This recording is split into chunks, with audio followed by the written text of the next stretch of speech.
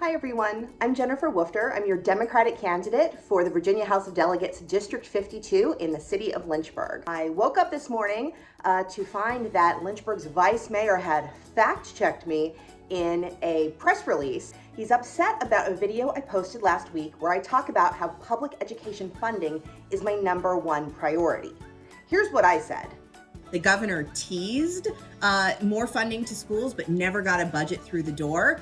And meanwhile, locally, our city council has cut $1.4 million from our public school system. And now Chris is unhappy with that. He said the statement is factually inaccurate on every front.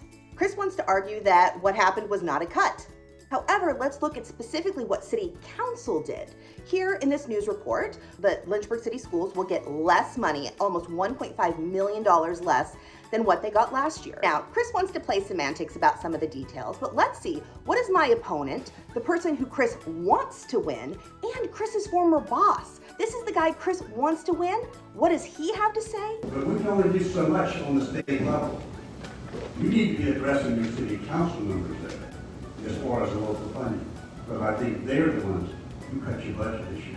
That's right. Even Wendell Walker, my opponent, says talk to City Council. They're the one who cut your funding. The second part of Chris's complaint is that it's actually the Democrats' fault that we didn't have a budget deal. Virginia has a long history of underinvesting in its public schools. In fact, a major report that will be referred to for years to come found that we significantly underinvest in our schools, in the infrastructure, in teacher pay, and in spending per pupil. Now, with $1 billion in surplus, now is a great time to rectify that. Let's put that money back into our schools. Republicans weren't having it. Republicans were holding out for permanent tax cuts. Democrats wanted to put that money back into schools. Yeah, it was an impasse, and you can see why. So whose fault is the delay? It is the governor's job to call elected officials back to Richmond in a special session to work through the budget impasse. The fact is, the Republican leadership has not made people sit in the room and get the job done.